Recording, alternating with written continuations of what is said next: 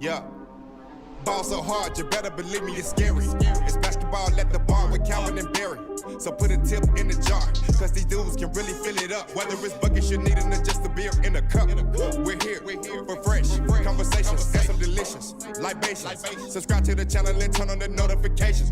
My boys got you covered like you being guarded by payers. From the glove to the claw and everyone else in between. Calvin and Barry got everything that you need. For sure. So sit back, relax, because we're starting the show. It's basketball at the bar. Grab your drinks and let's go.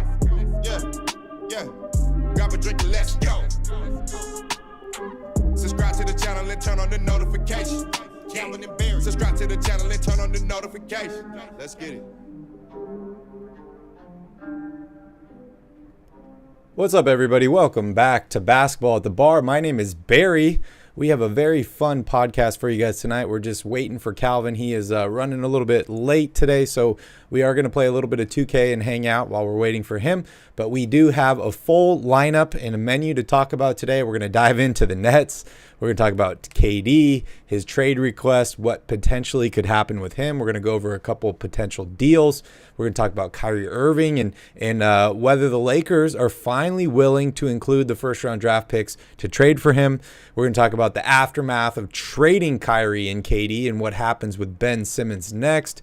We're going to talk a little bit about LeBron James and the Lakers. He's entering in the final year of his multi-year deal with the Lakers. What is he going to do? Should he request a trade? Does he think that the Lakers can win a title this year? Because I think that's the only thing that actually matters to him. Then we're going to go over some remaining free agents. We're going to talk about some predictions for this upcoming season, best teams, worst teams, MVP, Defensive Player of the Year, Rookie of the Year, all that fun stuff. But we're just hanging, waiting for Calvin right now. So we're going to dive in here to a little bit of NBA 2K. And what is up, Mike? Good to see you. Hope all is well. And let me fix my lighting real quick here. Hold on one second.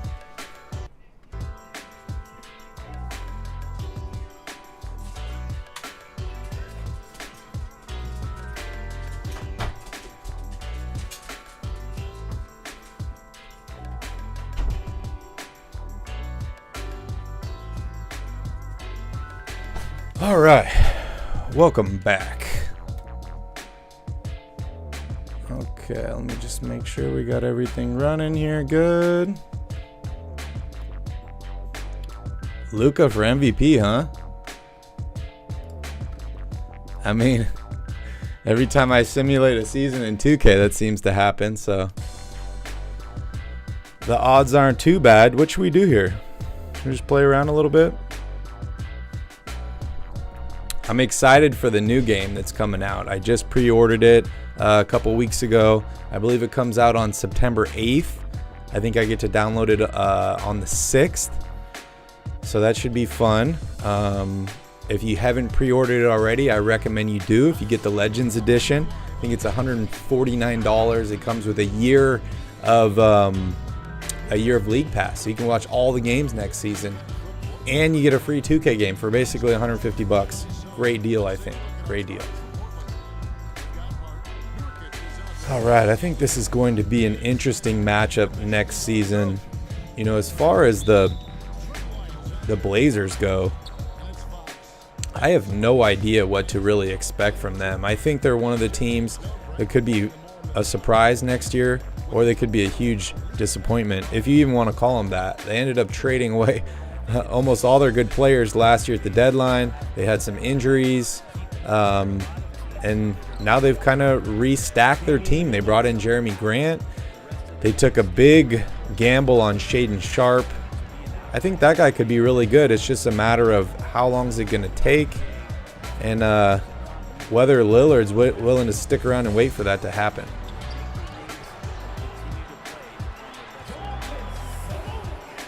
What's new with you, Mike? You want to call in to the show and hang out for a little bit while we're waiting for Calvin? I can give you the number here if you want to call in. 916-562-1130. This is just the 2K roster when I just started the game, so I don't think it's updated with all the trades or anything. I just went into quick play. It's kind of weird for these game producers, right? Because it's like, 10 plus years ago they decided, okay, we're gonna make it so that you can update the rosters, but then how do we get somebody to buy the new game every year, right? Like, when I was a kid, the rosters did not update at all. Then all of a sudden it was like, okay, we're going to update the rosters daily. And then why do you buy the new game, right? Because it's basically the same every time. But they seem to be introducing new features. I'm really excited for online for next year's edition. Should be a lot of fun. I like doing the career mode and then going playing in the park. It's a lot of fun. Come on, Fox. Come on, get in there. It's been a while for me.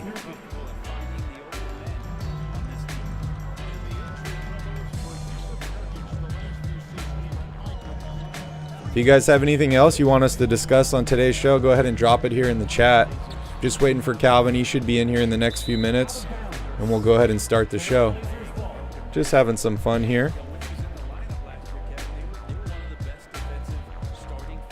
It's Wednesday. Hey Mike, did you enter in the raffle for the tickets for opening night for the Kings? You just have to predict who they're gonna play on opening night, and I think they announced the winner on the 19th of August, so pretty soon here. All right, we need to make some stuff happen here. Come on, Fox, what are you doing? Hold on, I just gotta check this. Yeah, All-Star. I don't know if I'm ready for All-Star. We might have to switch it to Pro. You should definitely enter in. It's on their website. You think Quinn or Dellavedova will be winning the third point guard spot? That's really tricky. We talked about that on yesterday's podcast with Royal Rebounds, right? Is like they do such different things. Quinn Cook is a great three-point shooter. I think the Kings have been adamant that this offseason they want to add 3-and-D guys. Dellavedova's the D guy. Quinn Cook's the 3 guy. You couldn't really get it in one package. But I love what they both bring to the table. It's just going to be who's healthier and who wants it more. I absolutely loved Delly the first time he was with the Cavaliers before he went to the Milwaukee Bucks. But that was, 5 or 8 years ago? So does he still have it? I'm not sure. We know Quinn Cook can definitely shoot the lights out of the ball. I'm also wondering if bringing in both of those guys and Kent Bazemore means that maybe they're going to make another deal. I don't know.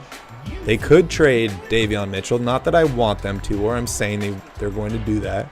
But what I said on last night's podcast was basically if they do make a deal or if they plan on making a deal, they better do it here pretty soon because we got like a month until stuff starts heating up. And one focus I think the Kings really had this offseason, and ever since the trade deadline, was just trying to figure out a way to develop chemistry with all these new players. We saw it with Holiday starting next to Sabonis because he had played with him in Indiana. We heard the talks of potentially bringing in Victor Oladipo because he's played with him. And then all the connections from the guys you brought in, like Kent Bazemore, already played with the Kings before. He played in Golden State last year with Mike Brown. He's got multiple connections. He played, I think, for Wes Wilcox in Atlanta. Then you look at like Malik Monk, played with the Lakers last year. With Kent Bazemore and the Lakers. Also played with Fox in college. So there's a lot of connections of guys here that have played together. And then you look at like Kevin Huerter too, right? He was also in Atlanta. Played for Wes Wilcox, assistant GM. So it's interesting. If I had to pick one of those guys, I'd probably say it's going to be Quinn Cook. That's a very long-winded answer. And Mike, I think Calvin and I are going to try and make it to that first game. So that should be a lot of fun. I'm definitely excited for some basketball. It's been way too long. But Calvin and I have been going to the gym a couple times a week here and playing. So it's been nice. Hasn't been a ton of people, but we've been able to get a lot of shots up, and we've been playing a ton of horse. A ton of horse. Oh man. And I'm bummed because the gym that we play in is actually the Civic Center. It's a couple blocks away from the house here, and it's where they host the Maui Invitational. So it's, you know, really cool, historic court. They got pictures of all the famous players that have played on the wall, and you know, we can go in there and just play Monday through Friday, I think like 10 to noon for free. But it's only going to be open until October. Then they're going to be getting ready for the tournament, and then they're basically going to be remodeling the whole thing for 2 years, so we're not going to get play for a while. Jug, I do hear people talking about the Kings making more deals, but honestly, what deal do you think they can make without trading Fox or Sabonis? I mean, they're not going to get Kyrie. They're not going to get Kevin Durant. I don't think, and I hope they don't trade for Ben Simmons at this point, but there still are some deals that could be had. You know, I look at Monty McNair kind of like the Billy Bean of basketball, right? Like over the past couple years, he brought in guys like DeLon Wright and just kind of guys that were great analytically, but not really high on a lot of people's radar. So he was able to kind of pick them up for cheap. Maybe the Kings still go after a guy like John Collins. I'm not really sure, but if they do make a deal, which is possible, and I heard James Ham talking about it, I think like a week or two ago, saying they're not done. If that's true, I just hope they do it quick, because I do not want to be in a position where we're trying to integrate in a bunch of new guys or like 2 or 3 new players a week before the start of the season. So, dude, I'm getting worked here. I should have updated the roster. You guys are right. I'm really excited to see what we're going to see from Davion Mitchell. And speaking of Mitchell, you know, you could throw Donovan Mitchell as a potential trade candidate. I don't think it will happen. Not sure if it should happen. That's a pretty small guard to have on the floor for a team that has historically had a really hard time guarding the 3 ball and all that stuff. So it'll be interesting. But, you know, what if Davion Mitchell ends up turning on another gear this year and they trade Fox for Donovan Mitchell? Would Davion and Donovan succeed? That'd be interesting. All right, I think we got Calvin ready here, so bear with me 1 second here, guys.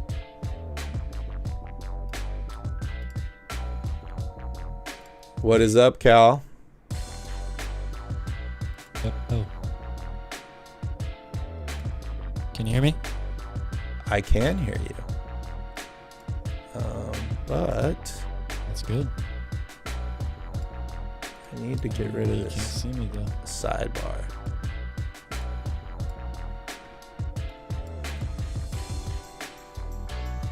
Hold on 1 second. Oh.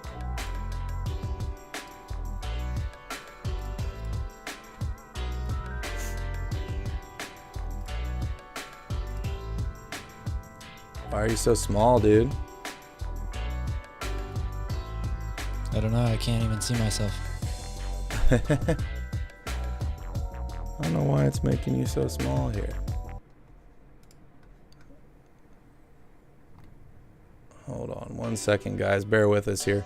So, Calvin, we were just kind of going over some potential trades that the Kings could do here in the next week or two or month if they do plan on doing one. What do you think about, and don't at me on this one, guys, what do you think about De'Aaron Fox for Donovan Mitchell?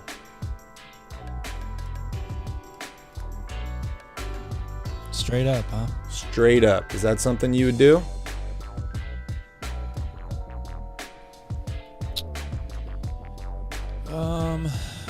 At first glance, without really thinking about it too much, I'm on the fence, honestly. I mean, it could be really good or really bad, right? Perhaps, but yeah. right, I got you fixed here. Sorry about that.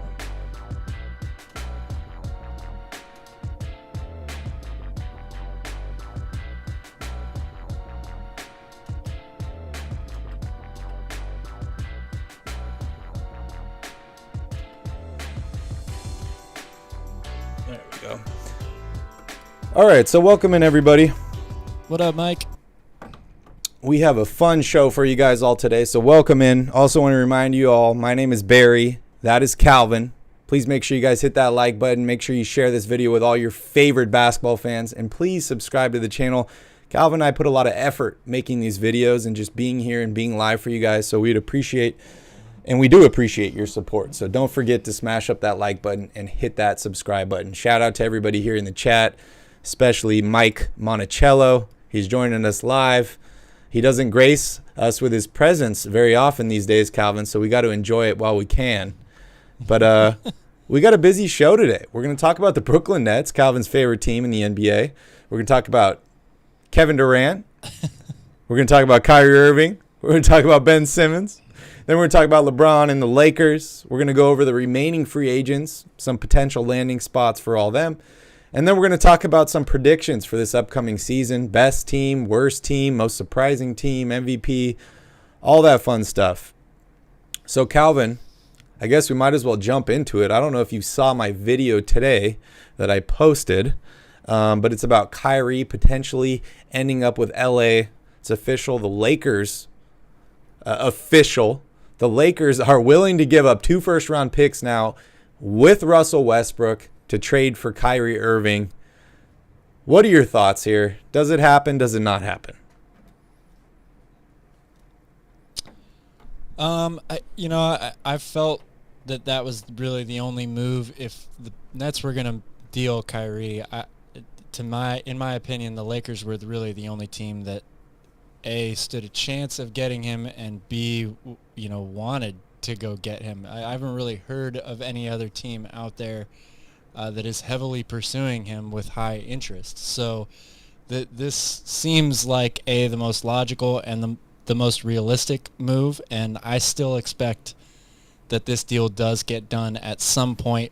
Although it's funny how much this Nets story has changed over just a month or so, or weeks really, because we've originally heard that it was Kyrie Irving was on his way out, that they might not even re-sign him to that 1-year deal, and Durant was the guy that was staying for sure. And then just a couple of days ago, it seemed more like Kyrie Irving was going to be the guy that stayed, and Kevin Durant was out for sure. And now you're hearing that the Lakers are all in on pursuing him. So it's a mess in Brooklyn, but they're one step closer to cleaning it up if they can send Kyrie to the Lakers. Shout out to Jug here also in the comments.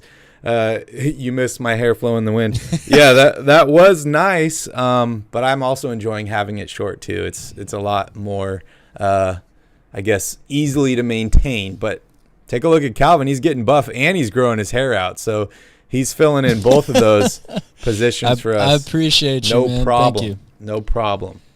And Mike, we will have some new merch coming out soon. We're going to have a basketball at the bar shirt coming out soon and some new merch on RoyalRebounds.com. We're just waiting for our web guy to get back home. He is traveling right now, so as soon as he gets back, we're going to get some more merch up in the store, and we'll definitely keep you guys posted. Also, I want to remind you guys, if you don't know, we are sponsored by Bet Us. If you want to bet with us, just click on the link down below in the description. You get 125% of your first deposit as a sign-up bonus. So make sure you guys sign up with them and get ready for the season. And hey, you can bet on more than just basketball. So make sure you sign up on Bet Us using that link down below there.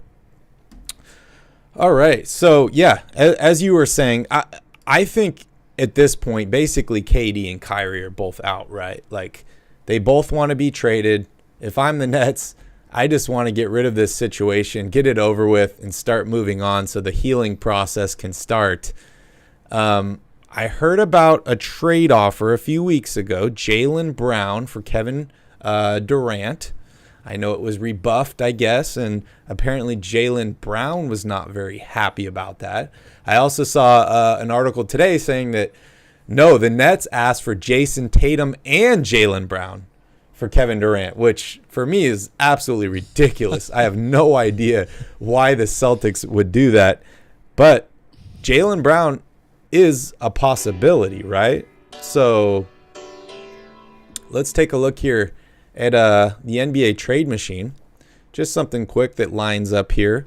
This is the Nets and the Celtics. And also, before we go over this here, I just want to remind everyone that Kevin Durant came out, or an article came out today saying that he is okay with going to Boston or Philadelphia. They're apparently towards the top of his wish list. Kind of a weird change of events, because it seems like a couple weeks ago, Kevin Durant was like, F the Celtics, I don't want to go there. But hey, it wouldn't be the first time he gets beat by a team, or joins a team that just beat him in the playoffs, right? Ooh, good dig there, Barry. Good dig. So what do you think about this deal? Jaylen Brown and Robert Williams. I'm sure you'd have to add a couple picks in here for KD. Who says no? Well, I'm not sure. I mean, the Nets definitely don't say no to this deal. Out of every proposed theoretical trade that you could possibly think of involving Kevin Durant, this has got to be one of the top two, or at the very least three. Like, Jaylen Brown's got to be one of the best players, period, you can get in return for a guy like Kevin Durant. I'm not sure either team ultimately says no. I mean, the Celtics are going to have to be the ones that propose this trade in order for it to get done, right? So if that's the case, they're probably not saying no. The bottom line is any team that is going to deal for Kevin Durant has a major, a difficult thing to grapple with. It's, do we go all in and try to maximize our chance on winning 1 or 2 titles in the next 4 years, or do we stick with what we've got now and try to get the same amount in longer than that, whether it's 6 or 7, 8 years, something like that? You have to balance, weigh the scales, what you think your better option is. I know I've talked to you, Barry, about this with the Warriors. They're the perfect example of this. Do they go all in and trade all their future assets away, their young guys that could keep them good for a number of years, to maximize the ability to win more titles with Steph and Clay before they're done? Or do they let things play out the way they are, still have a shot at a title or two maybe in the next 4 years with the current roster, and then have to make the decisions about paying certain guys and whatnot to keep the team good for longer? I think any team that trades for Durant is going to be in that position, right? Because the only teams that he is going to want to go to are the teams that are already really good. It's Phoenix, it's Philadelphia, it's Boston, Miami, Golden State. Those teams are already contenders right now. So they have to make the decision of, do we become super contenders for a short period of time, or try to play the long game like the San Antonio Spurs, who drafted well and all that stuff, homegrown guys, and go that route instead? It's a very difficult question to answer. Yeah, it is a difficult question to answer. And, if we're talking about any trade here, I think we got to look at like the most recent blockbuster trade, and that would be this Rudy Gobert to the Minnesota Timberwolves deal. Absolutely huge, right? 5 players and 5 picks. Rudy Gobert, 4. Malik Beasley, Patrick Beverley, Leandro Palermo, Walker Kessler, Jared Vanderbilt, 2023 first-round pick, 2025 first-round pick, a 2026 first-round pick swap, a 2027 first-round pick, and a 2029 first-round pick. This is an absolute haul. I don't know if any team even can give this now for Kevin Durant, but it's just so wild, right? Like, timing is almost everything. If Kevin Durant was available a few months ago, you have to think if you're Minnesota, you would have pulled the trigger on him instead of Rudy Gobert, right? Oh, wow. Yeah, probably. I mean, why not? Like, I can definitely see that. So, look at all these picks in here. You're right. It's such a massive It's incredible, yeah. And the only team that I've seen that can really put together a package that's even remotely close to this is the Toronto Raptors. And they're one team that everybody keeps talking about as a dark horse for Durant. They can offer the full 4 first-round picks because they have all of their draft picks available. And they've got the assets as well, whether it's the young guy. I know they haven't been willing to give up Scotty Barnes yet, but they've got other guys there like Siakam and a list of role players that they could offer as well. So Toronto is the only team out there, I think, that can put together a package that looks even remotely like this one. Yeah. All right. You could throw Golden State out there too, right? Maybe not all the picks. Even though they do have their own draft picks, but all the young players, right? And then we get to that, like, is it really worth it for a guy that's 33? I think he turns 34 this season. He's coming off a few years removed of a torn Achilles. He's had other injury concerns too. He's, kind of a skinnier, frailer guy. He's had foot injuries in the past also in Oklahoma City. So that's a really, really a tough move. And it'll be interesting to see who ends up getting the prize in KD, right? And whether KD ends up actually being a prize, right? Like, we've seen trades in the past that have been these swing for the fence trades where it's like, we're getting the best player in this deal. We're giving up a ton, but we're getting the best player. And then all of a sudden that player is not the best player anymore. Not saying that that's going to happen to KD, and I really hope that it does not. But you're giving up a lot. I mean, just looking back at this one. Oh, yeah. You're not going to have a first-round pick until 2024. You have one, and then you don't have another one until, like, 2028, 2030.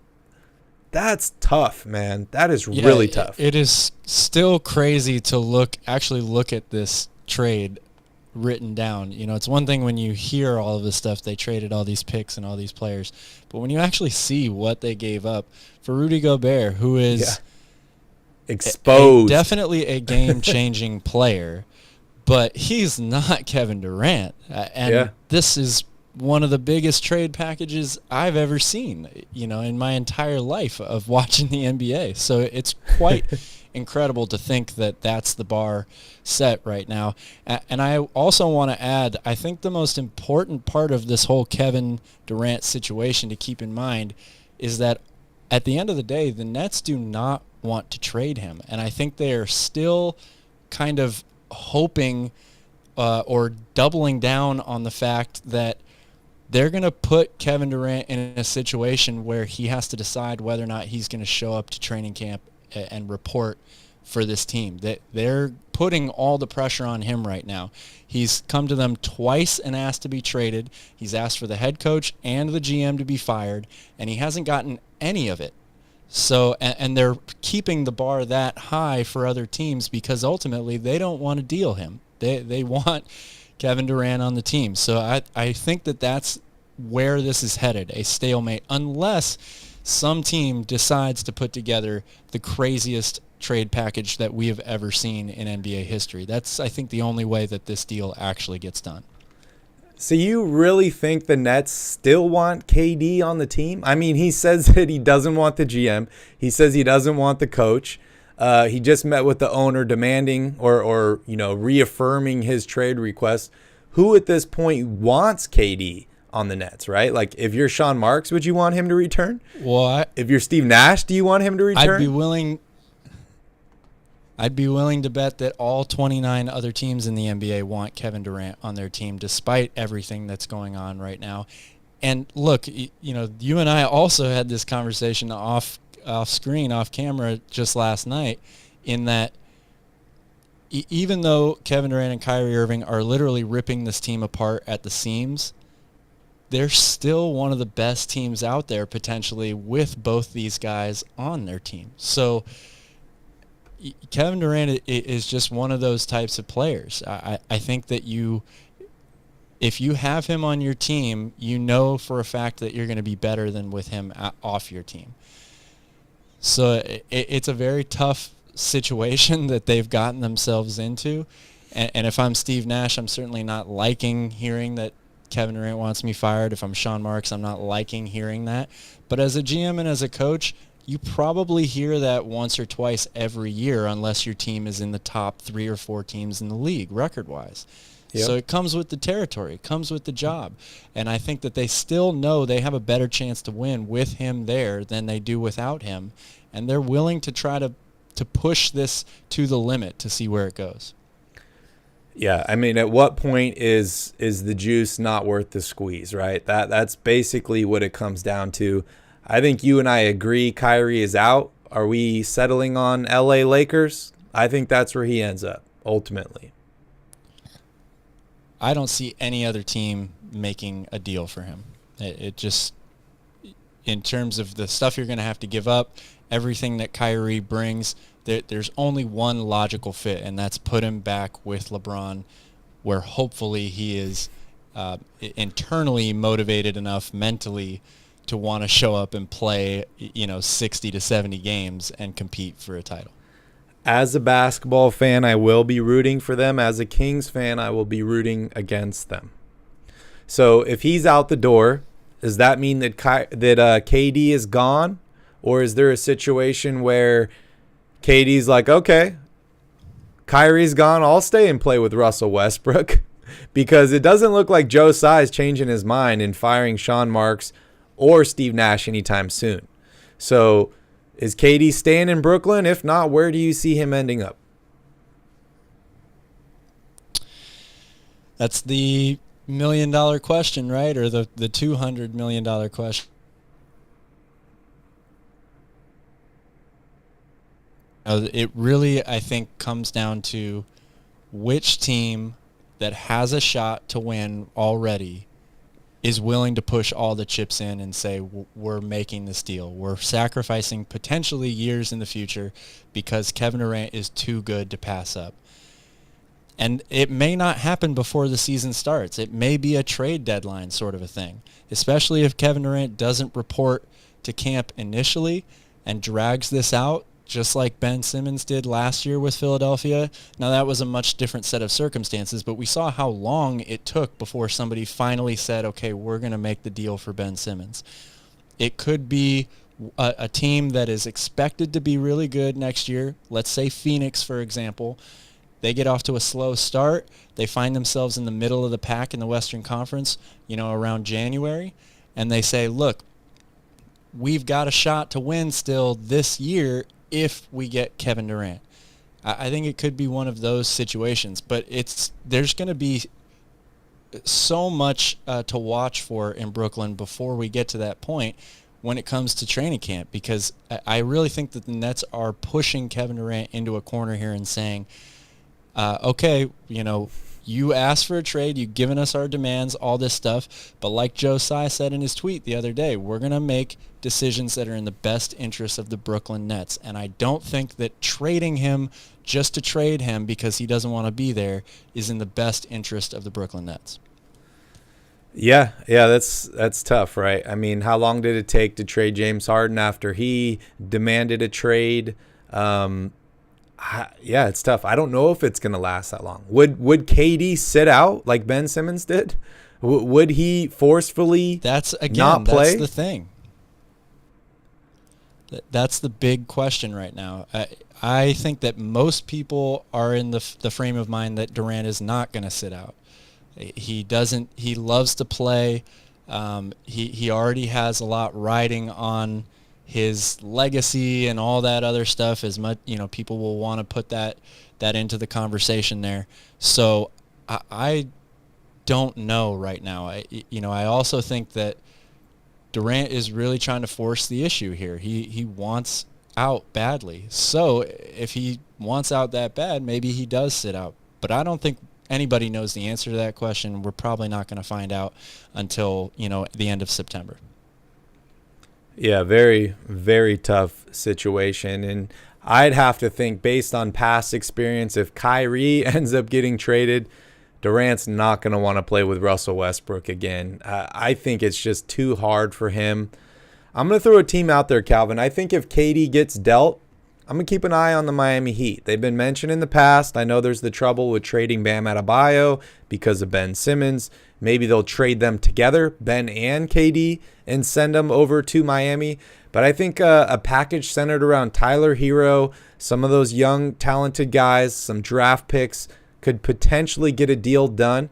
And it'd be interesting to see a big three of KD, Jimmy Buckets, and potentially either Ben Simmons or Bam Adebayo.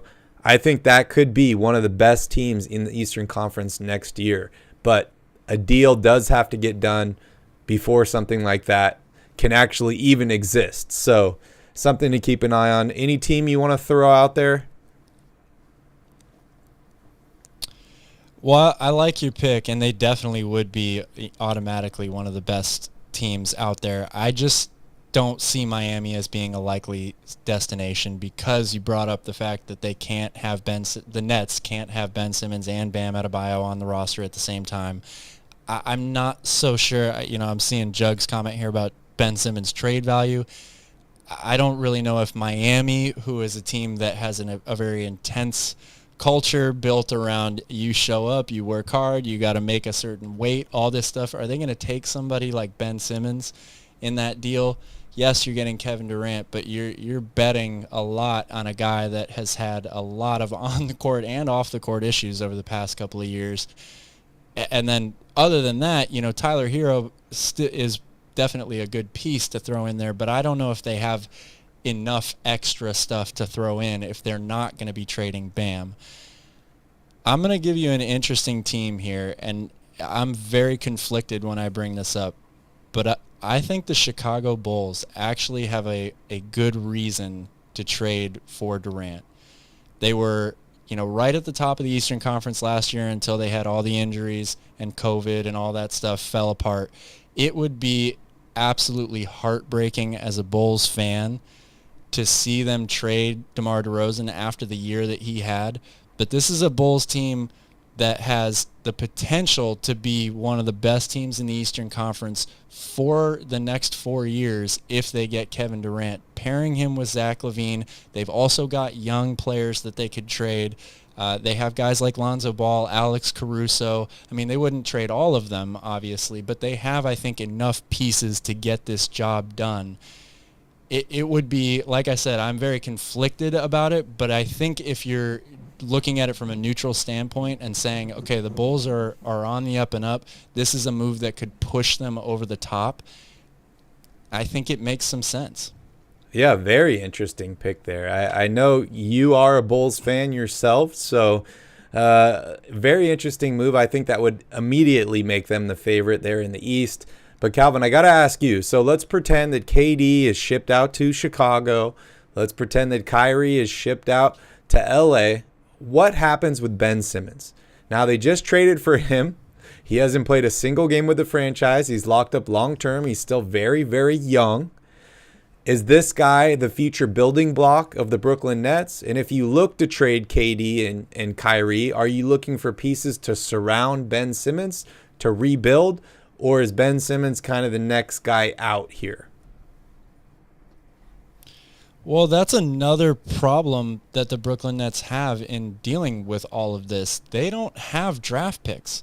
So to do a total tear down and rebuild doesn't work for them because they're not going to be able to make a draft selection for the next few years. So they're in this very interesting mode where they're trying to get huge hauls for both of these guys, but they have to keep it balanced between future assets, draft picks, things like that, and players that are going to help them compete still now. So building around Ben Simmons, Barry, you know how I feel about Ben Simmons. That's a very, very risky move, in my opinion. I mean, the dude hasn't played in forever, right? And the last time we saw him, he had some very questionable performances. He's very talented, and I think you can surround him with players that still build a good team. But I don't know about him being the guy on your franchise. I think you have to have another big-time star to pair with him. So are you trading him? And if you are, Jug is asking here, what do you think Ben Simmons' trade value really is here? Because we talked about last night, right? Like sometimes you just don't get equal value. You just like look at it and you're just like, I am not going to get equal value. Ben Simmons strikes me as one of those guys where I look at him and I say, the Nets are not going to get equal value for this guy. So are they better off holding on to him? And like you said, bringing in maybe Ben Simmons isn't your Batman, but maybe he can be your Robin, and maybe you can get a Batman for Kevin Durant or something like that. But what are your thoughts on trade value, and where would he be in the pecking order of this roster? Well, I think you have to take this piece by piece, layer by layer. I mean, it sounds like they're moving closer to a deal for Kyrie, right? That's step one. Get him off the roster, get the headache away from the franchise, separate yourselves, see what you can get back. Hopefully it's a couple of picks like the Lakers have reportedly said they're willing to offer now. Plus you get another player who can start at point guard for you, whether or not you like Russell Westbrook or think that he's, adequate replacement for Kyrie Irving. You still get a guy that you can slot into that starting point guard role right away. Then I think you focus on Kevin Durant. Is he, now that you've made that deal, can you somehow work out a situation where Durant says, okay, I will return to the Nets, I'll play at least for one more year, and then we'll go from there, or something like that. After that, then I think you deal with Ben Simmons, because I don't see it there being any team, or, it would probably have to be 3 to 4 teams that would put together a mega deal where you send both Durant and Ben Simmons somewhere else, whether it's the same team or 2 different teams. That, first of all, they both make a combined, insane amount of money. So whoever's making that deal has a ridiculously high mountain to match when it comes to salary. But I also I would love to ask NBA GMs what they think about Ben Simmons. My personal opinion is I don't see there being a ton of trade value for him right now. Just because if he wasn't immediately grabbed at the start of last season, that to me was when his value probably was the highest within the last year, right? Yep. Every day that he sits out, every time that you hear, oh, he's getting closer to coming back, he might play in the playoffs for Brooklyn. Nope, sorry, he actually has more back trouble. He's going to have to sit out. All those things have just piled up and piled up and piled up to where now, if I'm an NBA GM, I'm not trading for Ben Simmons or anything like that, signing him, anything, until I see him play another game. So I think it's going to be really hard for Brooklyn to trade him. Yeah, he's definitely one of the biggest question marks in the NBA. When he's on the court, he could be Defensive Player of the Year, or he could not even be on the court, and health could have nothing to do with it, right? Or physical health could have nothing to do with it, as we saw with his last stint with the Philadelphia 76ers. Let's move on here to, a Ben Simmons, I don't want to say this in a bad way, but a similar player to Ben Simmons, and that's LeBron James. And that's not a knock on LeBron at all, just similar body types, style of play. Obviously, LeBron's a much better player. They're represented by the same agent. I know they're friends. But let's move here into the LA Lakers. If you watch my video that I posted earlier today, I basically said the Lakers need to trade for Kyrie Irving. This is their last-ditch effort to assemble a team that can win a championship this season. If they do not trade for him, I think this team is screwed. Let's just take a look here on what is actually on this roster right now, because it's pretty ridiculous here, Calvin. You look at this roster, it is almost gutted. And this is a roster that had a ton of early picks. Right when LeBron arrived, they got the number 2 pick in the draft lottery like multiple times. They end up shipping out a ton of those guys for Anthony Davis, who had a great year in 2020. They won the championship. He's been injured ever since then, on and off the court. But just look at this roster, man. You got Russell Westbrook is in the last year of his deal. This is a player option for $47 million. LeBron is entering the last year of his deal at $44 million, has not signed that contract extension. You do have Anthony Davis signed for 3 more seasons. You have THT, has a player option for not this coming season, but the year after that. They were really high on him, and his value has kind of dipped recently as well. Then you look at Damian Jones, one of my favorite guys on the Kings last season. I think that was a huge move, them bringing him back. But he's got a player option for not this coming, but the season after. So if he has a great season, I can expect him to opt out at $2.5 million and sign a bigger deal somewhere else. So you're looking at this roster, these guys they brought in. Lonnie Walker is expiring. Kendrick Nunn, Stanley Johnson's expiring. Thomas Bryant, Troy Brown. Like, this roster has nothing after next season. It could be Max Christie and Anthony Davis. That's it. So if you're LeBron James and you're looking at this roster, I'm sure you're having some conversations with the GM saying, hey, you better include those second-round pick or those 2 first-round picks because we need a boost here. We got nobody on the squad. If it doesn't happen, what do you do if you're LeBron James? Do you request a trade from the Lakers? Something he has not done his entire career, but we know winning is important for him. I saw a video of him last week getting into it with someone that said he was old, and he's like, I'm in my prime. What are you talking about? Obviously, he's a little older, right? He turns 38 in December here, but he's got to be looking at the writing on the wall, right? Like, we missed the playoffs last season. We have a very similar roster, and then after this season, Anthony Davis is the only one under contract. Is that a good thing? Is that a bad thing? What do you do if you're LeBron James right now? Well, I would be surprised to see LeBron ask for a trade for a couple reasons. One, you already said he's never done that before, and we've seen him, basically work his way to whatever team he wants to go to anyway without asking for a trade. And B, he's a free agent next year. Like, he doesn't have to sign the extension if they offer it to him. He can be a free agent and choose to sign with whatever team he wants to the very following season. I think that he might realize that there's a chance that they do not succeed again in LA this year. But I think right now, hearing all this news that maybe the Lakers are getting closer to trading for Kyrie Irving is probably keeping him around, a little bit longer. That's definitely something I think LeBron wants to see happen. So if the Lakers are able to do that, then if you're LeBron, you say, okay, Anthony Davis has got to be healthy this year, and if so, we got a chance to be a contender. Maybe it's a small chance, but they still have a chance. And if they fail, he's a free agent next year, and he goes to sign with whoever he wants to. We've got a quick question here regarding Ben Simmons. Jug says, so if the Kings offered Barnes and Holmes and a first-round pick for Simmons, you don't think that they would take that? They only have Barnes on the payroll this year, and then he comes off next year. I mean, that's a good point.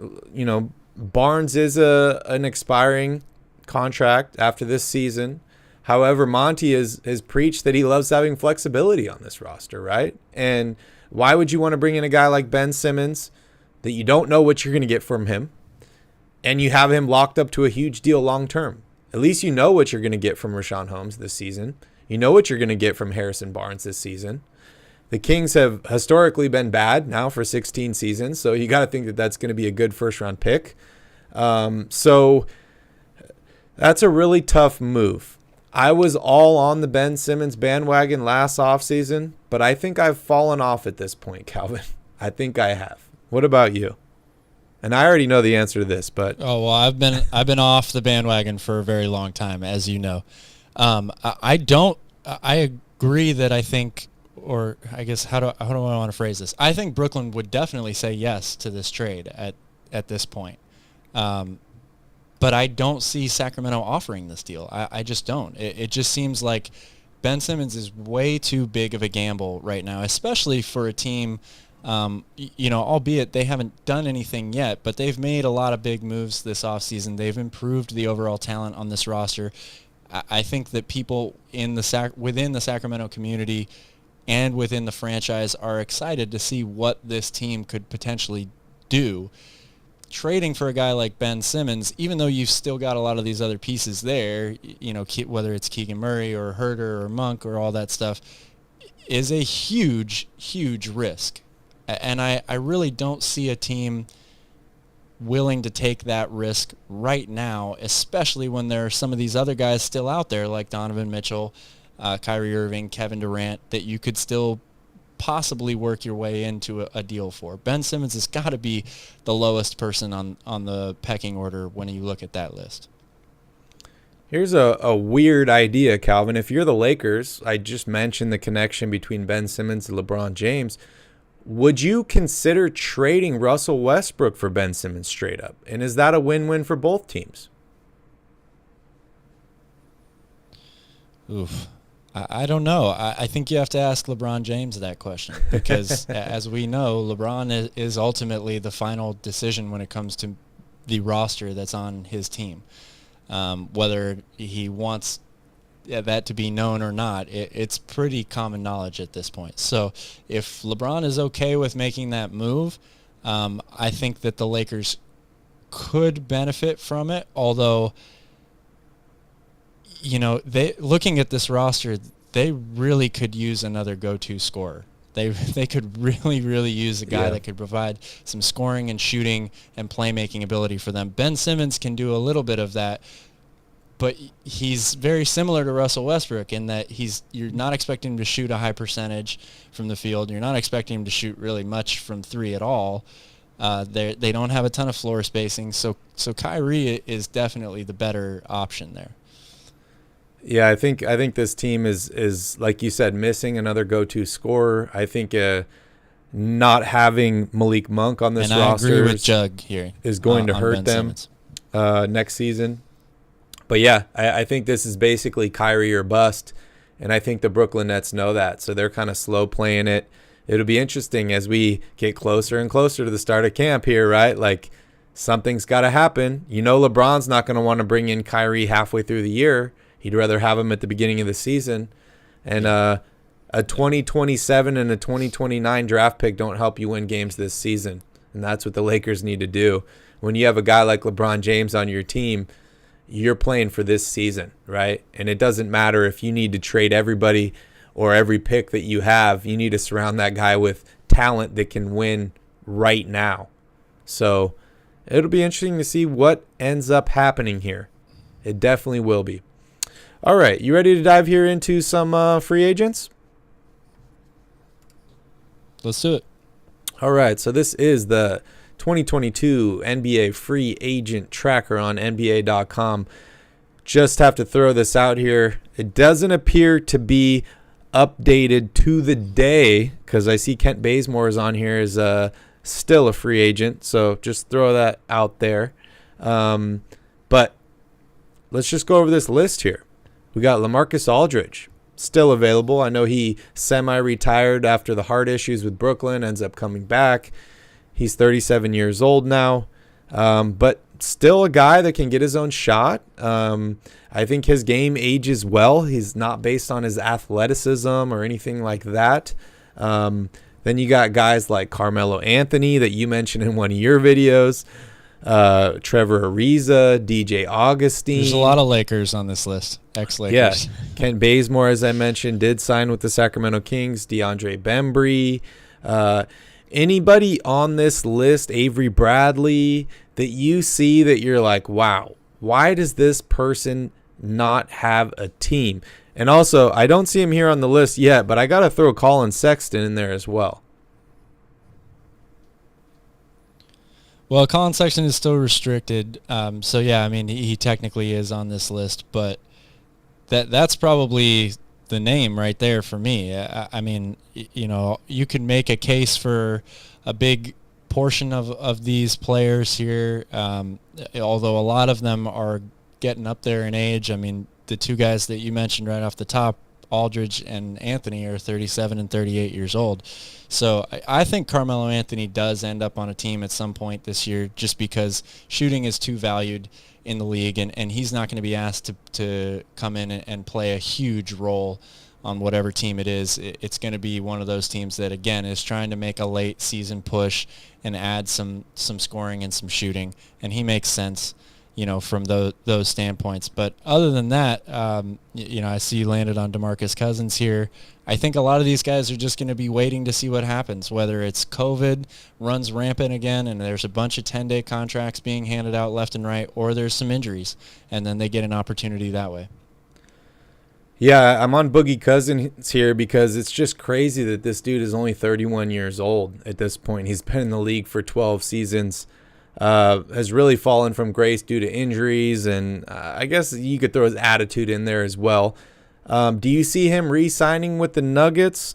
I want to throw a team in there that I think would be a very, very interesting fit for DeMarcus Cousins, and that would be the Minnesota Timberwolves. They basically sent shockwaves across the league here in trading for Rudy Gobert. They think that they can play two bigs together because of Towns' ability to shoot the basketball. Boogie Cousins can also shoot the basketball, and you could throw him in there with Rudy Gobert. What are your thoughts on that? I think that you make some good points, and certainly Minnesota doubling down on playing with big guys, right? That would seem to make some sense there as well. However, if you want to have a balanced roster that can make adjustments in playoff series to where you're going to have to make in-game, roster adjustments, you're going to want to have some guys in there that you can throw in there as a small ball lineup too, right? Because if the big guys aren't working or you're getting killed, by a smaller team like we saw Utah. I realize that Utah doesn't have Karl Anthony Towns as well, but Dallas countered Utah's lineup with small ball and spreading the floor, right? So Minnesota's going to have some guys in there that they can also use in case they run into those situations. So I don't know if it makes a lot of sense to me to sign DeMarcus Cousins as well. But he's cheap. Again, I think that he is cheap. And there's the question mark of, how much can you really expect from DeMarcus every year at this point? Another year older, Yep. The injuries have piled up on him. He's definitely not the player that he was. So it'll probably be a contending team again, because, I don't see it there being much of a point for one of these teams like Oklahoma City or Houston or Orlando to go out there and sign DeMarcus Cousins, right? Because he's not exactly known for being a locker room guy either. So why would you add him to the mix there? So it's going to be a contending team that either has some injuries come up or, they're just trying to make a push like Denver was when they signed him at the end of last year. Shout out to Matthew, even joining in during a work meeting. What's up, Matthew? Thank you for joining us. I'm going to throw one more team out there for Boogie Cousins that I think would be an interesting fit for him, and that would be the LA Clippers, right? He's flirted with them in the past. They're bringing in John Wall, a former college teammate of Boogie Cousins. Could be an interesting mix there. The next guy I'm landing on here. They do need some size as well. That actually makes a lot of sense to me. Yeah. The next guy I'm landing on here is Michael Carter-Williams, a former Rookie of the Year, the savior of the Philadelphia 76ers before Ben Simmons. Also had issues shooting the basketball. He's only 30 years old. The last team he played with was the Orlando Magic. He's got the size. Still a free agent. What do you think ends up happening with MCW? Tough question to answer, man. I mean, there certainly hasn't seemed to be, a lot of interest in him over the past few years. So, again, I don't really see there being, unless it's a two-way contract or it's a 10-day thing for COVID. I think he's probably going to be in this long list of emergency available guys that teams don't have on their radar now, but they might be scrambling to fill a roster spot, in the coming months. Any thoughts on Avery Bradley or some of these other Lakers? I know I mentioned DJ Augustine, Avery Trevor Bradley, Ariza, Carmelo Anthony. Well, yeah, I did a video on all of these guys just last week, I think it was, and really for every single one of them, at this point, I think it's the same type of deal. Carmelo's maybe a little bit different just because, we're talking about a future Hall of Famer here. He's DJ Augustine and some of these other guys, Trevor Ariza, they don't carry the same weight with their name as Carmelo Anthony does. And Carmelo's coming off a fairly decent year for a guy who's entering his 20th season at 38 years old. Averaged 13 points a game last year and got off to a really hot start shooting the ball. He cooled off, but definitely came out, gangbusters and looked like a guy that could really provide a lot of teams with a spark. But I think all of them are in the same boat at this point. This list of free agents, when you get this close to training camp and most teams have already filled out their rosters, you're basically just, which Carmelo is very used to, right? You're basically just in the mode of, I've got to stay in shape, I've got to get in the gym and get shots up because my number could be called at any point, but I don't know when that's going to be. Yeah, and Carmelo Anthony did that for a couple different times, right? Before he went to Portland, when he took all the blame in Houston before he joined the Lakers. So I think we'll see some of these guys re-sign with the Lakers here. I think they're just kind of waiting to see all these pieces move. Maybe Kyrie gets traded to LA. Then they are kind of brought in as the extra filler pieces to fill out the rest of the roster. It's the beauty of being, a 19-year pro that's made millions of dollars, and you can kind of sit back and just say, okay, let me know when you're ready. Let me know when you're ready. I want to give a shout out to Phoenix here. We see Phoenix is here in the chat. It's been a while since we've seen you, Phoenix, so welcome in.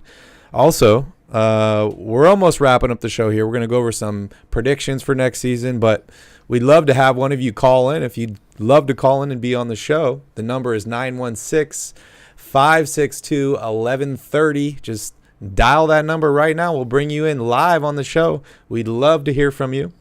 Also, please don't forget to smash up that like button and hit that subscribe button and share this video with all your favorite basketball fans. Shout out to Key Kings. I see you here in the chat. Welcome in. Welcome, welcome. All right, Calvin, we got our first cowbell question of the day, and it comes from work meeting Matthew here. So since we traded Boogie and he got injured shortly after, does that mean that we just missed out on 2 Chris Webber-style injuries in a row? Your thoughts, Cal? I mean, injuries are injuries, right? Like it's fate. It either happens or it doesn't. I don't think there's any use in comparing injuries or comparing players that got hurt. It's not a guaranteed thing. Like, did the Kings get lucky because they let DeMarcus go before he got hurt? Maybe, but did it help the Kings any? They were still one of the worst teams in the league for a lot of years after that. So I'm not really sure that there's much sense in comparing injuries. Yeah, and it's tough. If you really want to go down that, you're like, okay, well, we got Buddy Hield from DeMarcus Cousins, and then we got Sabonis from part of the Buddy Hield trade. I know there's Tyrese Halliburton in there as well, but I'll just throw it out there that that's not the only thing the Kings have missed out on. So they've missed out on quite a few things, including the NBA playoffs and many other good players. I'll throw Damian Lillard out there. I don't want to mention too many other guys because that's going to open up some wounds here. But, unfortunately, the Kings, I don't even know if you could say they won that trade at this point. That was just a wash, I feel, for both teams. It was, I think it was a really important moment in Sacramento Kings history where the franchise kind of stood up and they're like, we're not going to be bullied by a player.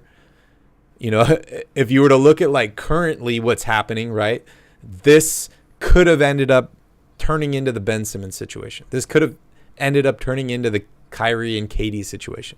We all know that Boogie said he wanted to stay in Sacramento. He wanted to sign the extension. But he was holding the Kings hostage, right? He was not following rules. He wasn't trusting or being nice to people, players, staff members. You and I, we took an Uber with someone that used to work for the Kings, and she said that he would just abuse people. So, really tough because I know a lot of Kings fans really loved Boogie Cousins, enjoyed having him on the team. But we loved him for his basketball skills, right? His basketball ability. But apparently he wasn't the nicest guy to everyone around him. it could have snowballed into something worse. But for me, the trade of Boogie Cousins was basically the Kings franchise and the ownership standing up and saying, we're not going to be bullied by a single player. We're going to build it the right way. We want people with good attitudes. Unfortunately, it's taken this long to kind of get to where I feel like we have a really good chance at making the playoffs now. But, yeah, very, very interesting moment. Very, very interesting moment. Yeah, I think ultimately DeMarcus is the one that is the big loser here, right? Because he lost out on a ton of money that he could have made, guaranteed money. Yes. All if he, definitely. I mean, you know, injuries aside, even if he still gets hurt, that max contract would have, you know, financially had him set up for a long time, and all he had to do was change his tune, his attitude a little bit, and he probably gets that. Yep. Very, very tough. Thank you, Jug. Have a good night. Thanks for joining us. We will be live on Royal Rebounds tomorrow night. And make sure you hit the notification bell on this channel because we're going to be posting a ton of different videos. We're not always live, but we're trying to post multiple videos a week talking about all the NBA current events. I know it's a little slow right now, but when news happens, we'll be on it. So make sure you hit that notification bell. All right, Phoenix has got a good question here. Do you think the NBA should re-implement hand checking to give defenses a fair shot to get stops with how crazy the spacing is in today's league? Or do you prefer the free-flowing offensive game as it is? Calvin, I'm going to answer this for you because I already know your thoughts here. Calvin loves beautiful offense. He loves free-flowing. And I have to agree with him here. I think that hand checking is good, but it doesn't sell as many tickets as highlight dunks and deep three-pointers. So I do not think the NBA will re-implement that rule. Calvin, didn't mean to speak for you, but any other thoughts on that issue? Well, everybody loves beautiful offense, right, and points, and that's all sexy and stuff like that. But I'm actually surprised, Barry. You should know me better than this. I'm a defense-first guy, always. I was, you know, always wanted to work hard on defense, and I do think that the rules of the game, the way that basketball has evolved over the years, it has put, just like we saw with the NFL, you know, over the past 5 to 10 years as well, it's put an incredible amount of pressure on being able to be a good defense. It's made it really, really hard. So I do think that these suggestions here made by Phoenix are very intriguing.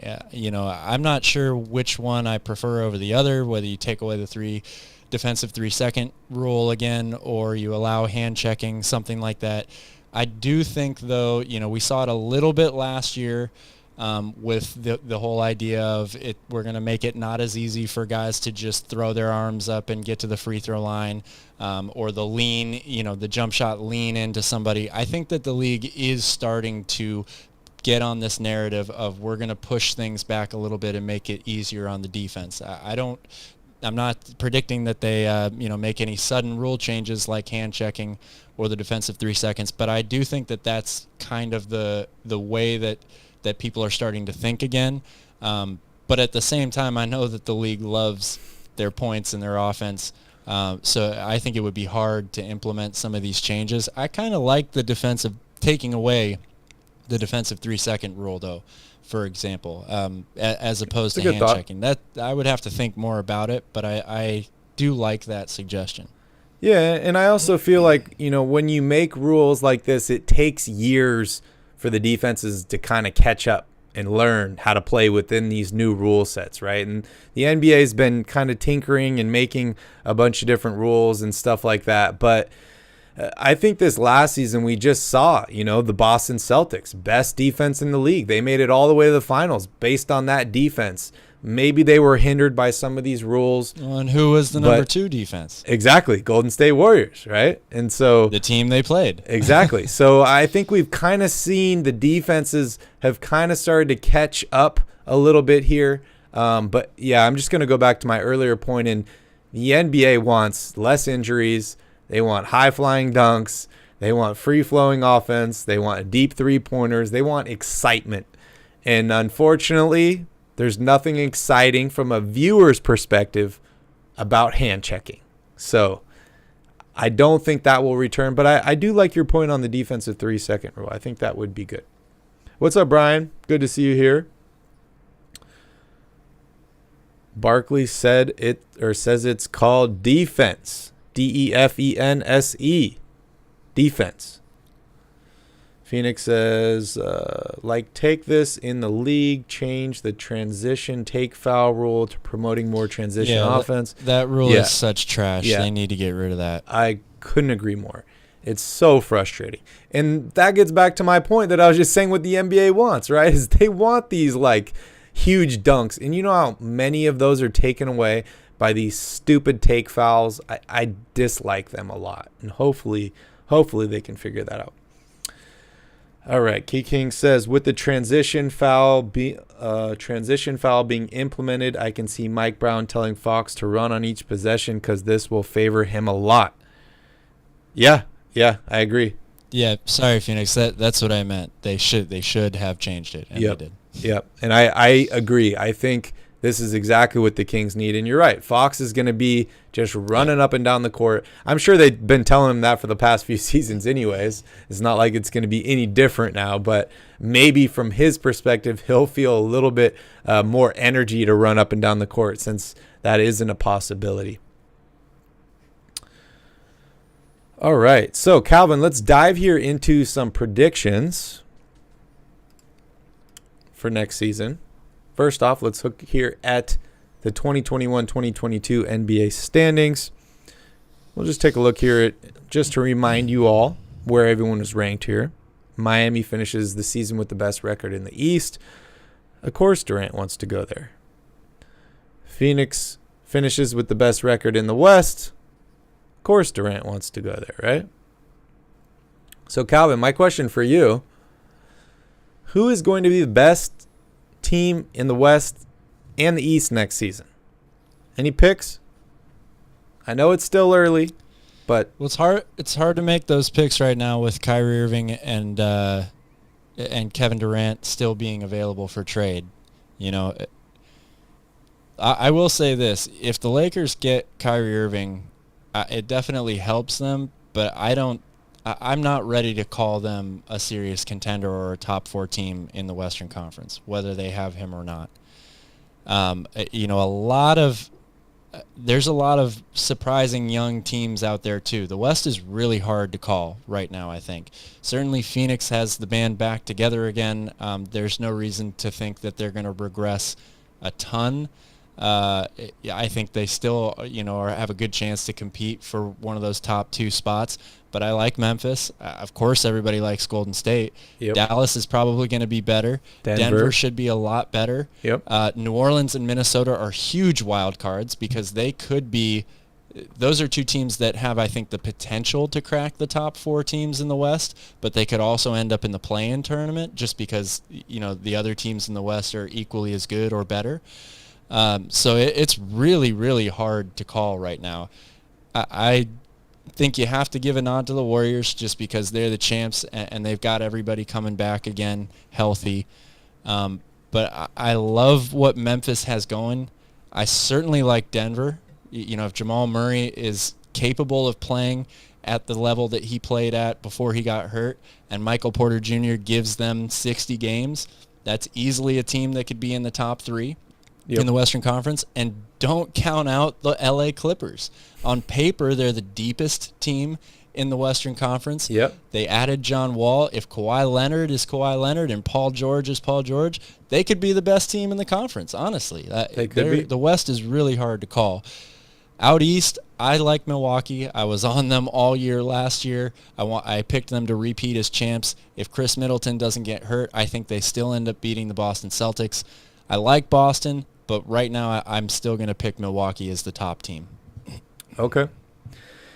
Yeah, I mean, for the Western Conference here, even if Kyrie, like you said, even if Kyrie Irving does get traded to the Lakers, I think they have a shot at winning the championship. But I don't think they're going to have the best record in the Western Conference. I don't think they have enough time to gel as a team as far as the regular season record. But I think they can definitely, make some damage in the playoffs. As I mentioned in my video earlier today, LeBron, he just needs a ticket to the dance, right? That's the purpose of bringing Kyrie Irving, is getting over that hump, actually getting to the playoffs. Then they can start competing.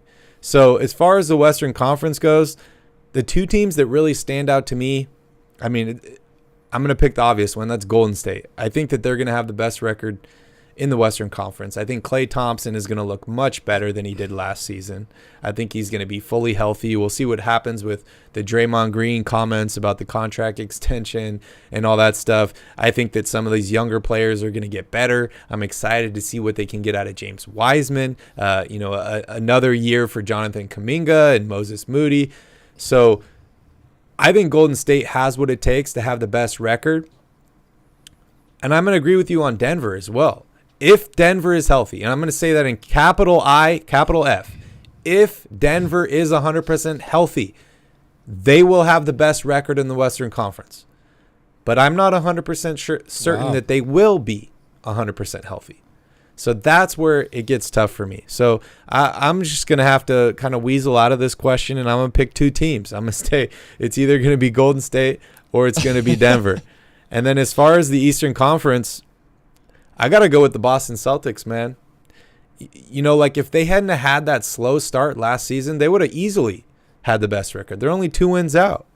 Yes, I agree with you that maybe Milwaukee has the better player in Giannis Antetokounmpo, and they did deal with some injuries last year.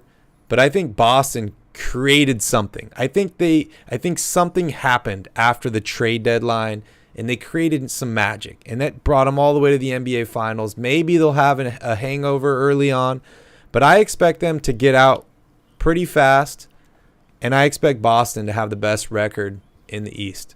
And hey, maybe we'll get to see one of those elusive Boston Celtics, LA Laker finals.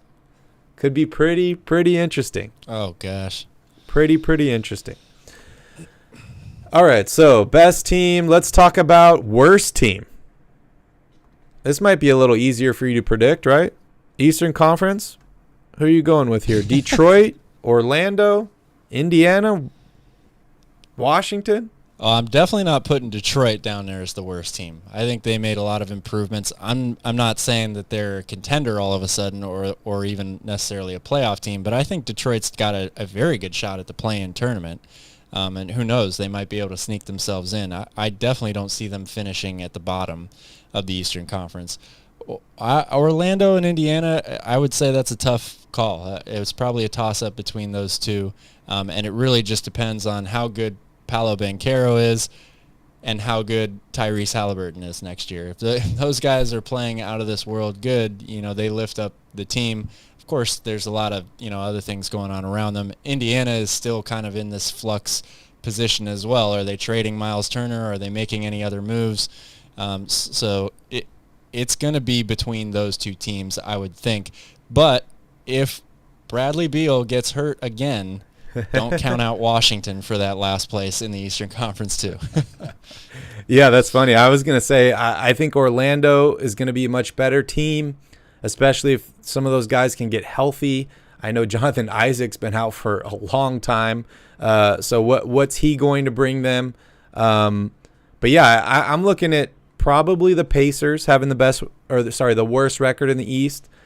I'm going to throw another team out there that's a possibility, and I'm going to use the same caveat that you used. If LaMelo Ball gets injured, I could see Charlotte falling. Charlotte's a good point. Without Miles Bridges, they're not bringing back Montrezl Harrell right now. It looks like either. You're right. If LaMelo misses a lot of time, that could easily be the worst team out there. And it could not even be the whole season. They could look at the writing on the wall and they could say, hey, we need another young, good player to pair with this guy. We're going to rest him the last 20 games or whatever it is. So we will see what happens. As far as the Western Conference goes, is it Oklahoma City? Is it Houston? Is it San Antonio? It's a 3-horse race for me. What about you? Well, it's hard for me to actually pick a Greg Popovich coach team to be the worst team in the Western Conference. But I think I might. You're pick taking them the easy way out, man. They're so They're so devoid of talent there. They're relying on some guys who have been improving, very minimally over the past couple of years or early on in their careers to take big jumps.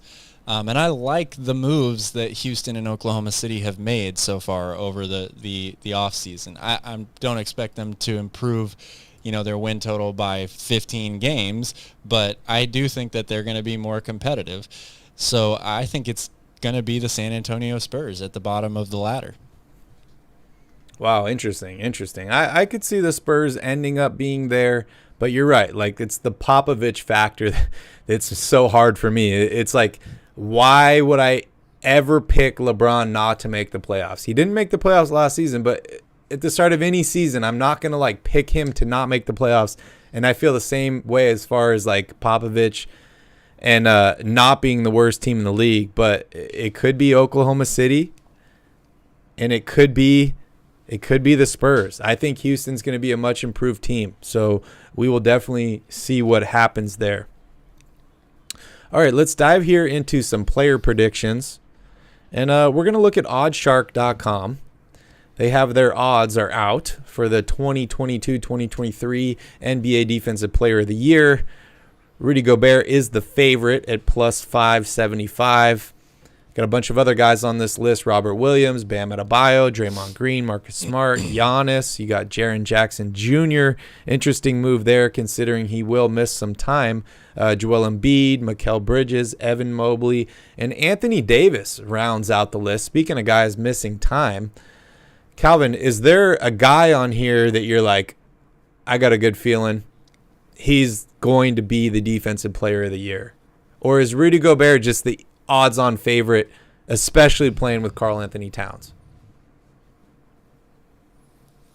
Well, Rudy Gobert is the odds-on favorite because they've made him the odds-on favorite, right? But, I also think that any player that wins this award, it's not simply because of the way that they play and the way they play alone, right? You have to be in a good team defense as well. It helps. So I like Robert Williams and Bam Adebayo to be my top two favorites.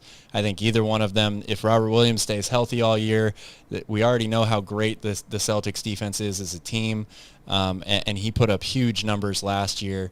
So I like Robert Williams a lot, and I love Bam Adebayo. I think he's been getting a little bit of disrespect over the past couple of years with his finishing and Defensive Player of the Year. If I had to take a bet, though, like if I was looking to maximize my money, I'd be looking at Giannis and Jaren Jackson Jr. Like plus 1,000 and plus 1,200 odds for those two guys. Jaren Jackson Jr. is a bit of a wild card, but the dude puts up some ridiculous numbers, especially when it comes to block shots. So if I was looking to kind of maximize my money in a bet, I'd probably put some money down on one of those two guys. Who do I think has the best chance? Probably between Bam and Robert Williams for me. I want to give a quick shout out to Tanvir. I see him here in the chat. What's up, Tanvir? Thanks for joining us. Calvin, you named my guy there, and that's Giannis. It's not a bet, Phoenix, that you it's obviously a risk, but that was my whole point with picking him there. I think Giannis is going to end up coming away with this award. The dude's won MVP. He's won Finals MVP. He's won a ring. I think for them to be, like you want, the best team in the East, and for them to go back to the finals, Giannis is going to need to pick it up on the defensive end of the floor. I think he wins Defensive Player of the Year next year. I do. I think he's got all the talent, all the skills. It's a team. You mentioned team defense. He's been on that team for a while. The team runs as far as he does. And I think he's going to be on a mission after what happened last season in the playoffs. So I got Giannis winning the Defensive Player of the Year award. All right, let's move on here to Sixth Man of the Year. Jordan Poole is the odds-on favorite here. Then you got Tyler Hero, last year's Sixth Man of the Year. Jordan Clarkson, Malcolm Brogdon, Spencer Dinwiddie, Kevin Love, interesting. Bones Highland, Bobby Portis, Emmanuel Quickley, Derek White, Kelly Oubre, Norman Powell, and Bogdan Bogdanovic. Calvin, who's your Sixth Man of the Year next season? This one's tough. I mean, first of all, some of these guys, if Miami, for example, starts to go into a slump or they have a bad month or something like that, they might not bring Tyler Hero off the bench for much longer. Who knows? They'll be looking for a shot in the arm, something like that. You can say the same thing with Jordan Poole. Maybe Steph gets hurt and he ends up starting 40 games or something like that. I think that's the reason why they're at the top of the list and the odds favorites, but it's also a tricky subject. Like I'm not sure who to pick there. And there's probably some other dark horse guys that we're not mentioning or not even thinking about, even if it's somebody like Malik Monk from the Kings. If he averages 16, 17, 18 points a game off the bench, he's probably going to get some consideration, right? Like this award is a really tough one to predict, I think, because you're trying to figure out who's going to have the best season off the bench, and B, you're just playing the complete lottery at this point. I mean, we don't even know if Tyler Hero is going to be coming off the bench next season, right? Like we're not sure where he's at. But yeah, I think I agree with you. This is probably the toughest one to pick. I like Spencer Dinwiddie. I think he has a great shot at it. If Dallas can pick it up, that's a good pick. I think they can. I'm not sure why Kevin Love's on this list. But I also want to throw Jordan Clarkson out there too. Jordan Clarkson is just this guy that can get hot and go crazy. And if his team plays well, he plays well off the bench, I think he has a great shot at it. So this is basically a wash for me. I'm not betting on Sixth Man of the Year. I am not that much of a degenerate gambler. But it's a tough one. We already mentioned earlier the Clippers are the deepest team perhaps in the Western Conference, if not the entire league too, right? So like Reggie Jackson is certainly capable of scoring a bunch of points. If he is coming off the bench for them as a sixth man, maybe he has a good year and he gets in the conversation as well. That's true. Pick one guy. You got 5 seconds. Who you taking? Life or death? I like your call with Spencer Dinwiddie. I think that could be a really good one. Dallas is going to be a good team. I think they're going to get up and down and score a bunch of points. They're going to take a ton of threes. We know that. If Spencer Dinwiddie has a good shooting year, I like that pick. All right. Moving on here. Most improved player. This is another tough one too, right? And look who is at the top of this list, Calvin. Our favorite, Tyrese Halliburton. You got Anthony Edwards on here, Jalen Brunson, R.J. Barrett, SGA, Cade Cunningham, LaMelo Ball, Jordan Poole, Ben Simmons, Zion Williamson, Jalen Green, Scotty Barnes. This is an interesting one, Calvin. I mean, you got Scotty Barnes on here, who was the Rookie of the Year last year. You got Tyrese Halliburton, who's basically taking over a franchise, right? So he's in a whole different position. We saw him play extremely well for the Kings when Fox was out. You have an up-and-coming guy in Anthony Edwards who played out of his mind the second half of last season. Then you have guys like Jalen Brunson headed to a new team to play with the Knicks. R.J. Barrett is getting better. Then it's kind of weird to see LaMelo Ball on here because I really don't see him improving that much. You have guys like Ben Simmons where, I mean, if Ben Simmons scores 1 or 2 points, he's improved over last season, right? Then you got Zion Williamson, another guy that missed the entirety of last season too, right? So this is like a hodgepodge of all these different guys. But I'm picking Tyrese Halliburton. I think this is an easy one. Let's hear from you. Well, look, if you thought that picking the Sixth Man of the Year was hard, this is by far the most difficult one for me to pick, because at least when you're talking about Sixth Man of the Year, you can narrow it down to like on every bench, okay, this guy probably has the best chance on his said team, right? Every team in the league has a handful of guys, depending on how you define most improved player, that could be in contention for this. Yeah. I will say I'm a big, as you know, Anthony Edwards fan. He's entering the third year of his career. This is typically the point, we just saw it with John Morant last year, right, where they take that official step into superstardom. The question is, does he have so good of a year that he's actually in the MVP running instead of most improved player? But I like Anthony Edwards a lot. I think there's a lot of reason to suspect that he could be the winner of this award. But I could go through every single team in the league and say, well, this guy could blow up. He has a chance to win most improved player. This is a total crapshoot for me. Are you putting Rashawn Holmes on this list? No. Easy answer. All right. We'll keep moving then, Calvin. We'll keep moving here. All right. Coach of the year. I thought that six-man was the toughest one, but they just keep getting tougher here. This is basically the first question we started with, right? This like, is who's going to be the best team? What team is going to be the best team? Yeah. Yeah, it's tricky. I mean, not necessarily, but yeah. Looking at this list, a lot of good coaches here.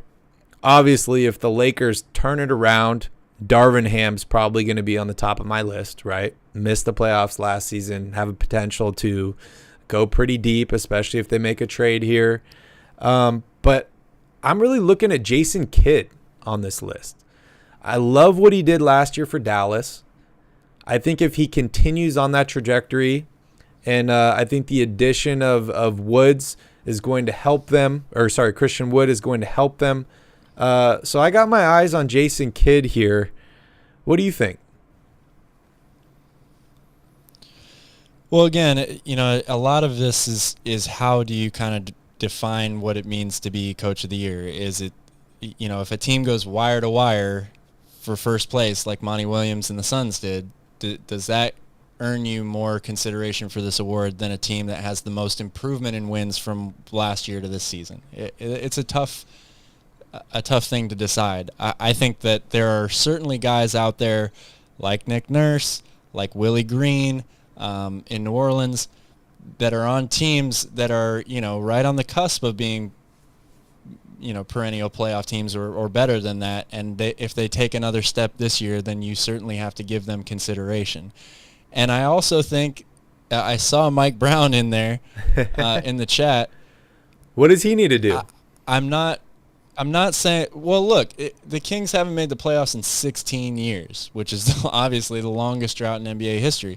If he gets them into the playoffs in his first year as head coach, you have to give him some consideration for Coach of the Year. That alone, I think, earns you some votes. I'm not saying he necessarily wins, but it's got to earn you some votes, right? Yeah. It's still a stretch, but it's possible the Kings could make the playoffs. Yeah. If they win 43 games or something like that, I think you definitely have to give him some strong consideration.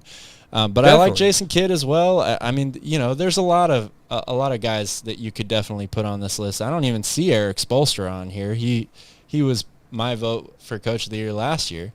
So you're just going to have to wait to see how things shake out. On the topic of Mike Brown, you mentioned he could be in consideration, which I agree with. But I want to hear from you, Calvin. What do the Kings have to do for Mike Brown to win Coach of the Year?